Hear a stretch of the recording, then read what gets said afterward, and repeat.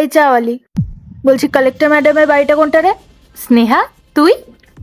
পূজা, তুই এই দোকানে কি করছিস?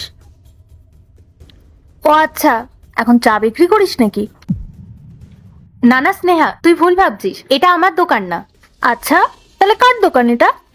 ও, তোর হাজবেন্ড নিশ্চয়ই খুলেছে এই দোকানটা। তা তুই বিয়ে করে নিলি, তাও আবার চাওয়ালার সাথে? জানো রনিত, ওনা আমাকে কলেজ লাইফ থেকেই পছন্দ করতো, এমনকি আমাকে বিয়েও করতে চাইতো, আর ভাবতো আমিও ওনাকে ওকে বিয়ে করব। আমার খেয়ে দেয়ে কাজ নেই, আমি ওকে বিয়ে করে যেন লাইফটা নষ্ট করব। আর পূজা, আমি তো তোকে অনেকবার বলেছিলাম যে ওকে বিয়ে করে নিজের লাইফটা নষ্ট করিস না, কিন্তু তুই তো আমার কথা শুনলি না, তাই তোর আজ এই অবস্থা। জানো রনিত, পূজা না কালেক্টর হতে চেয়েছিল, আর এখন দেখো এই ফালতু ছেলেটা পাল্লায় পড়ে ওকে এখন চায়ের দোকান চালাতে হচ্ছে। ঠিক এই কারণে আমি ওকে বিয়ে করতে চাইনি, কারণ আমি জানতাম যে ওকে বিয়ে করলে আমার লাইফটা পুরো নষ্ট হয়ে যাবে। দেখ স্নেহা, আমি যেই পরিস্থিতিতেই থাকি না কেন, আমি আমার লাইফে অনেক হ্যাপি আছি। কি, তুমি হ্যাপি আছো? এই গরিব লোকেরা না এরকমই হয়, চলতে পারে না ঠিক করে, এমন ভাব দেখা যেন খুব হ্যাপি আছে।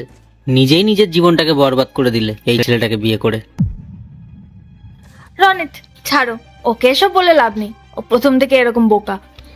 দেখ স্নেহা, তুই কিন্তু এবার অনেক বাড়াবাড়ি করছিস।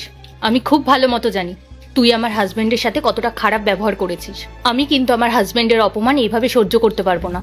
আরে চেল পূজা, আমাদের উপর রাগ দেখাচ্ছিস কেন? যদি রাগ দেখাতেই হয় তাহলে নিজের হাজবেন্ডের উপর দেখা। থ্যাংক গড আমি বেঁচে গেছি। আমি যদি তোর জায়গায় ওকে বিয়ে করতাম না, তাহলে হয়তো আজ আমাকেও চা বিক্রি করতে হতো। স্নেহা, আর একটাও বাজে কথা বলবি না। তুই তো তোর লাইফে অনেক হ্যাপি আছিস, তাহলে এখানে দাঁড়িয়ে দাঁড়িয়ে আমাদের শোনাচ্ছিস কেন? যা এখান থেকে। ছাড়ো না স্নেহা, তুমি কেন শুধু শুধু এদের সাথে তর্ক করছো? এদের সাথে তর্ক করে কোনো লাভ নেই, চলো এখান থেকে। চলো, আর তুই এখানে দাঁড়িয়ে দাঁড়িয়ে চাই বিক্রি করে যা। হ্যাঁ যা, কারণ তোদের মতো মানুষদের সাথে কথা বলার ইচ্ছা আমারও নেই।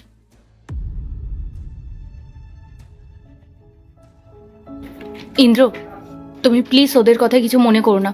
তুমি তো জানো ওরা কতটা খারাপ মানুষ। তুমি কোনো চিন্তা করো না, আমি তোমার পাশে সবসময় ছিলাম, আছি, থাকবো।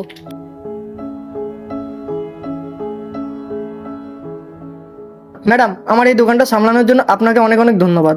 কোনো ব্যাপার না দাদা, কিন্তু আপনার এত লেট হলো কেন?